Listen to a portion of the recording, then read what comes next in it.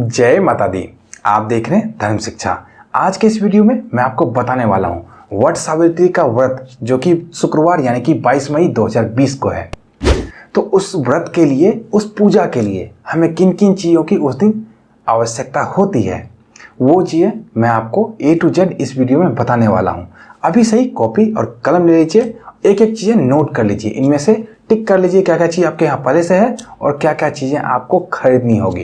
क्योंकि लॉकडाउन की वजह से बहुत सारी जगह में पूरा का पूरा मार्केट अभी भी नहीं खुला हुआ है, तो सामान की दिक्कत आपको हो सकती है। एक एक चीज़ें टिक करें और जो चीज़ें नहीं है आपके पास उसे लाने की कोशिश करें। अगर नहीं मिल पाए कोई चीज़ तो इसके बाद मैं एक वीडियो लाने वाला हूँ, तो कैसे उस चीज़ के बदले आप अपनी पूजा को कर सकते हैं और पूरा फल प्राप्त कर सकते हैं, इस पे भी एक वीडियो में लाऊंगा। अगर आप ऐसा वीडियो चाहते हैं तो कमेंट बॉक्स में हमें लिखकर निश्चित तौर पर बताइए।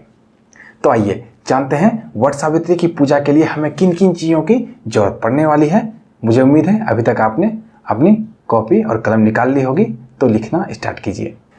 वट सावित्री की पूजा के लिए सबसे पहले जो भी व्रती हैं उनके लिए स्वच्छ कपड़ा होना आवश्यक है। स्वच्छ कपड़ा भी कैसा, जिसमें कि कहीं भी काला रंग ना हो, लाल पीला ऐसा वस्त्र। तो लाल रंग की साड़ी सबसे उत्तम होती है, बस उसमें ये ध्यान ले लें कि कहीं भी थोड़ा भी काला उसमें रंग नहीं होना चाहिए, ये अच्छा नहीं माना जाता है। अगर ना हो पाए तभी काला रंग लगा हुआ हल्का फल्का भी चल सकता है, वरना देखें कोई ऐसी साड़ी जो कि अखंड भी हो, जिसको कभी आपने पहना नहीं हो और उसमें कहीं से भी कोई काला रंग ना हो। तो एक पूरा सेट कपड़े का आपको उस दिन चाहिए होगा व्रती के लिए। दूसरा सबसे महत्वपूर्ण चीज़, बरगद का पेड़। बरगद का पेड़ अक्सर शहरों में मंदिरों में होता है या कहीं कहीं सड़क के किनारे भी होता है। अगर बरगद के पेड़ के पास पहुंचना संभव नहीं हो पाए लॉकडाउन की वजह से, तो आपको बरगद के पेड़ का डंठल भी चाहिए होगा, ताकि आप गमले में कहीं मिट्टी में अपने घर पे ही लगाकर उसकी पूजा कर पाएं। तीसरा महत्वपूर्ण चीज़ है बांस से बना हुआ पंखा। बांस से बना हुआ पंखा चाहिए आपको। अगर पंखा उपलब्ध नहीं हो पाए तो इसके लिए मैं एक और वीडियो लाने वाला हूँ, एक एक चीज़ें आपको बताऊंगा उसमें।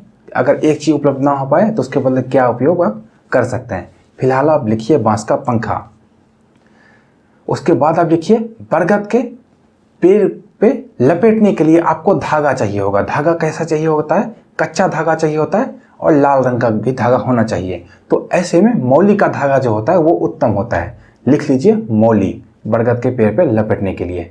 और आपको ज़्यादा करके धागा चाहिए होगा, क्योंकि 7 बार बरगद के पेड़ को लपेटते हैं, तो उस हिसाब से धागा जरूर रखें। उसके बाद लिखिए मिट्टी का दिया। मिट्टी का दिया भी आपको चाहिए होगा उस दिन बरगद के पेड़ के नीचे जलाने के लिए। उसके बाद लिखिए मौसमी फल। मौसमी फल 4 से 5 तरह का निश्चित तौर पे होना चाहिए, जितना अच्छा हो पाए उतना बेहतर है। मौसमी फल जैसे आम, लीची, सेब, संतरे, जो भी मौसमी फल आपको उपलब्ध हो पाए आपके आसपास, वो मौसमी फल रखिए। इसके अलावा आपको चाहिए होगा लाल वस्त्र। लाल वस्त्र माँ सावित्री को चढ़ाने के लिए, अर्पित करने के लिए, जो कि बरगद के पेड़ के नीचे आप अर्पित करेंगे, उसके लिए लाल वस्त्र आपको चाहिए होगा। लाल वस्त्र के अलावा आपको चाहिए होगा सिंदूर, कुमकुम और रोली। उसके बाद आपको चाहिए होगा घर का बना हुआ कोई ना कोई पकवान, जैसे ठेकुआ वगैरह होता है, कोई भी मीठा पकवान जो होता है घर का बना हुआ, वो आपको चाहिए होगा। इसके बदले मिठाई भी ले सकते हैं, ये दोनों में से कोई भी एक चीज़ होनी चाहिए। मिठाई हो सकता है आपके यहाँ दुकान नहीं खुला हो मिठाई का, तो ऐसे में घर में पकवान बना लें या मिठाई का कोई इंतज़ाम कर लें। उसके बाद आपको चाहिए होगी अक्षत, हल्दी और 16 श्रृंगार की सामग्री। 16 श्रृंगार की सामग्री चढ़ाने के लिए, आप अपने श्रृंगार के लिए तो रखेंगे ही, वो तो आपके पास होगा भी पहले से, लेकिन चढ़ाने के लिए भी आपको चाहिए होगा। अब पूजा कैसे करनी है वो आपको मैं आगे बताता हूँ। तो इन चीज़ों की आपको ज़रूरत पड़ने वाली है उस दिन। अब आइए जानते हैं कैसे पूजा करनी है आपको। इस दिन क्या करें, सबसे पहले ब्रह्म मुहूर्त में उठें और सुबह सुबह उठकर घर की साफ सफाई पहले निपटा लें। उसके बाद स्नान ध्यान करके पवित्र वस्त्र को धारण करें, और पवित्र वस्त्र को धारण करने के बाद सबसे पहले 16 श्रृंगार कर लें, अच्छे से अपना श्रृंगार कर लें। श्रृंगार करने के बाद सूर्य देव को अर्घ दें। अर्घ देने के बाद अपनी दैनिक जो पूजा होती है वो पहले निपटा लें। ऐसा नहीं कि कोई खास पर्व त्यौहार है तो उसी में लग गए, अपनी दैनिक पूजा को तो निश्चित तौर पे करिए। पहले माँ गौरी की पूजा करते हैं, जो सुहागिन स्त्री, माँ गौरी की पूजा करिए। जो भी पूजा आप हर रोज करते हैं वो पहले पूजा कर लें।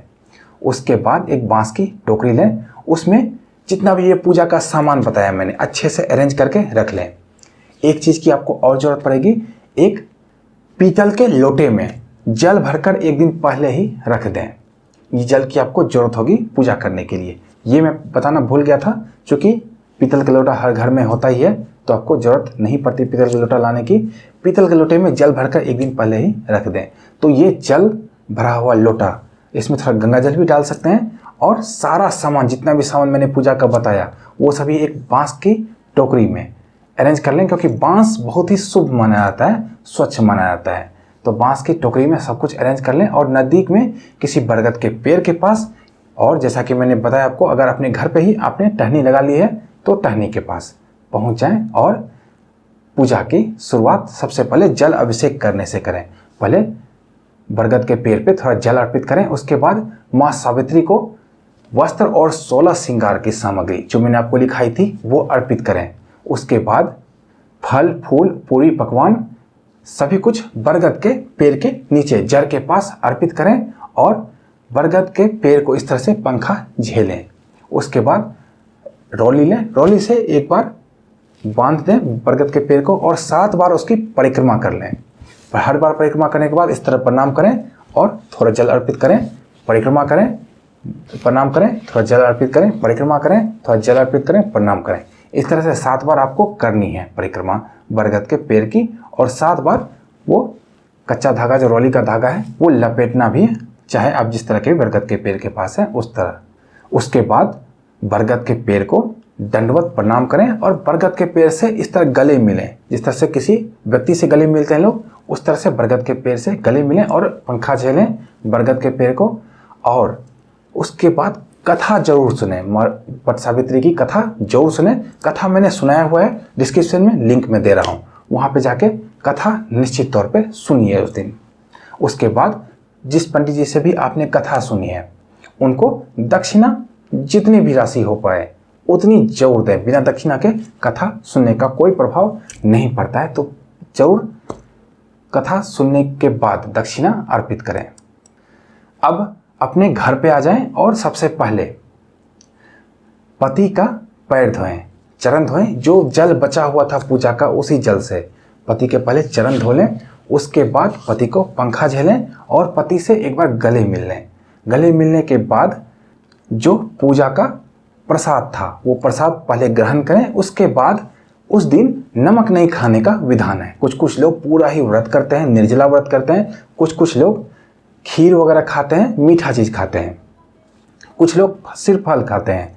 तो जैसी भी आपकी चल पाए, जैसा भी आप व्रत रख पाए, उस तरह का व्रत आप उसके बाद रख सकते हैं। अगले दिन सुबह ही अपनी नित्य क्रिया से निवृत्त होकर पूजा पाठ करके नॉर्मल जो भी खाद्य पदार्थ आप खाते हैं उस तरह का खाना पीना खा सकते हैं। तो ये तो रही विधान की बात, और क्या क्या सामान आपको इस दिन चाहिए होगा। तो मित्रों, मुझे उम्मीद है आपको ये वीडियो पसंद आया होगा। वीडियो पसंद आया तो वीडियो को लाइक तो जरूर करें, साथ ही अपनी प्रतिक्रिया में जय माता दी लिखें। अगर आप इस विषय में कुछ और भी जानना चाहते हैं तो निसंकोच कमेंट बॉक्स में हमें लिखकर पूछें।